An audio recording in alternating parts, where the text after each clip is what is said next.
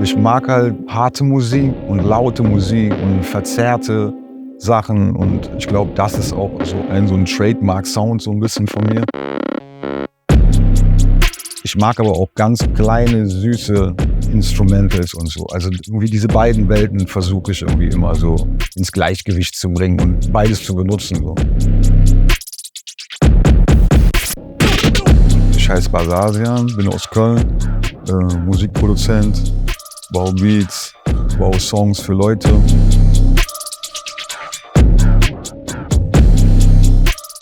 Also eine wichtige Station auf jeden Fall, denke ich, meine Arbeit mit Haftbefehl. Zum Beispiel das Album Russisch Roulette, was jetzt auch schon ein paar Jahre her ist. Dieses Projekt, was ich mit Farhad habe, Die Achse. Und ich habe in den letzten Jahren viel mit Schmidt gearbeitet, so ein Sänger aus Deutschland, der unfassbar singen kann. Also die Idee, unsere eigenen Sounds zu bauen, kam uns in der Pandemie. Und mit uns meine ich Boris Rogowski und Aram Cleave und ich. Dass uns einfach gefehlt hat, dass es auch neue Mellotron-Sounds irgendwie gibt, weil wir diese Sounds so lieben. Und wir irgendwie dachten, es kann ja nicht sein, dass es nur diese 200 Sounds gibt. Und wir haben dann versucht, auch mit neuen Instrumenten diese Welt zu machen irgendwie, weißt du? Modular-Synthes aufzunehmen und jede Note an der Bandmaschine zu wobbeln und dass sie nicht alle gleich sind, sondern dass die jede Note einfach einzigartig klingt. Das war so ein bisschen der Anspruch. Ja, okay, also ich glaube, man kann halt viel drüber reden. Am besten ist, wir hören uns das mal an und dann zeige ich euch das mal, wie das klingt. Okay, das ist das erste Preset, was man sieht, wenn man das Plugin öffnet. Bad Trip at the Funfair. Das sind halt auch, wie gesagt, 2 Sounds. Also der eine heißt Cosmic Tone. Der kommt auf jeden Fall aus dem Casio, halt ein Casio-Keyboard mit Gitarrenpedals und der andere heißt Glockenspiel. Wo der jetzt herkommt, weiß ich ehrlich gesagt nicht mehr. Ich glaube aber von einem anderen Trash-Synthi. Gefährlich. Der andere ist halt wie ein Glockenspiel. Eher so die zarte Seite.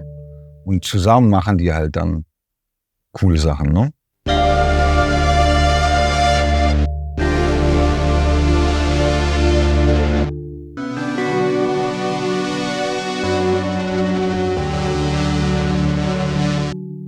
Und jetzt machen wir noch Effekte drauf. Ich würde halt anfangen, eher alle aus und dann nacheinander halt so rein.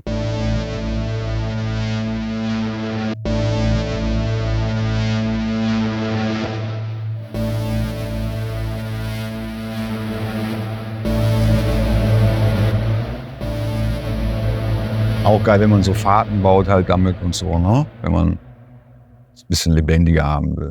Okay, das nächste Preset ist Electricity heißt das. Der A-Sound davon ist ein Piano, was wir auf Kassette aufgenommen haben. Okay, und der klingt so.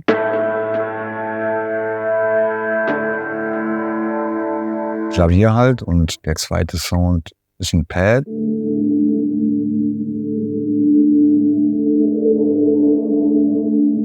Und wenn du dann aber eine Stufe weiter gehst in die Effektwelt von dem Plugin, dann kannst du verschiedene Sachen machen. Und wir haben hier so einen Bitcrusher angemacht.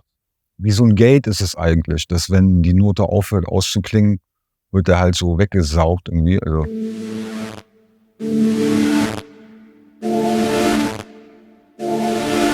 und ich glaube, daher kommt auch der Name Electricity.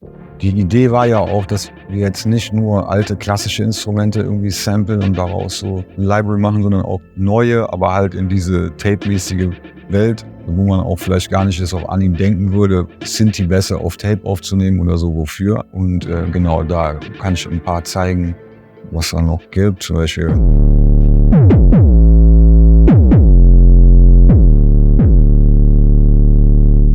also hier unten gibt es ja auch so ein Würfelsymbol, wo man draufdrücken kann und der sucht einem halt zufällig Sachen zusammen. Sounds, aber auch Effekte. Wenn ich halt gar nicht mehr weiß und alle Sounds schon 100-mal gehört habe, dann ist so, okay, was mache ich jetzt und so, dann drücke ich halt den Würfel. Oft kommen auch verrückte Sachen dabei raus.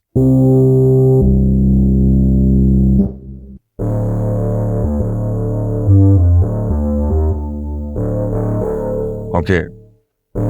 Das ist zum Beispiel so ein Würfelergebnis, das würde ich, glaube ich, auf jeden Fall benutzen.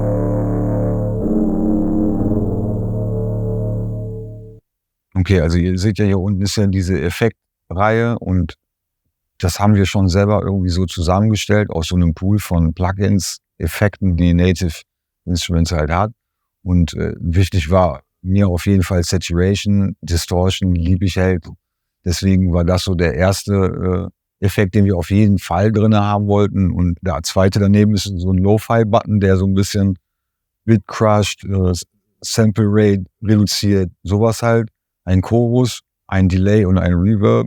Das dann halt in einem Plugin zu haben, ist halt super, dass du halt diese Sounds hast und direkt auch diese Effektkette. Okay, bei dem Preset Piano Mute Sequence haben wir so den internen Sequencer benutzt.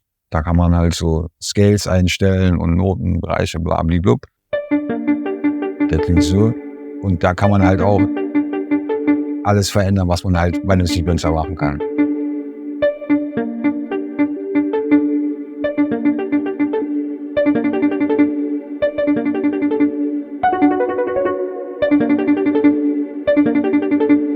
Als wir die Play Series fertig hatten, war ja der logische Schritt einfach auch ein Drum Library zu machen. Und dann haben wir aus allen Sachen, die wir gefunden haben und auch aus alten Songs von mir, die ich in den letzten 20 Jahren gemacht habe, Drum Sounds zusammengesucht und haben halt die Basazen Expansion gemacht. Ich glaube, das ist so ein guter Querschnitt von meinem Sound. Einerseits die Play Series und auf der anderen Seite diese Drum Expansion.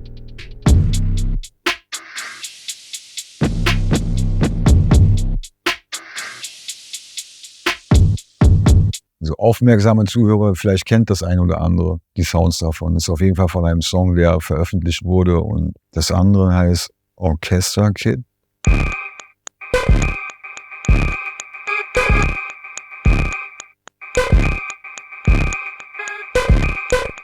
Ja, ziemlich kaputte Sounds. Das kommt aus einer alten Udi SSR-Kiste. Das ist schon sehr alt gewesen und hat auf jeden Fall super viel Spaß gemacht. Noch ein Kid.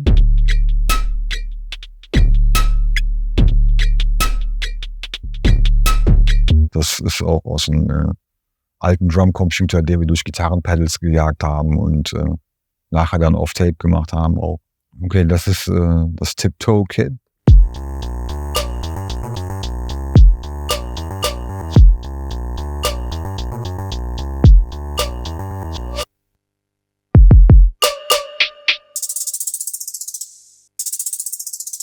Oh, das könnte man schon erkennen, wenn man gut zugehört hat, dann erkennt man das. Gerade den und den.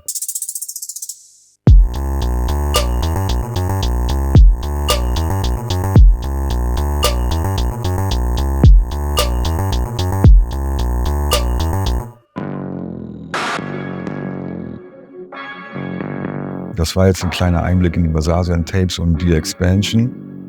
Ich bin sehr darauf gespannt, was ihr damit macht. Ich hoffe, ihr feiert es genauso wie ich auch. Und viel Spaß.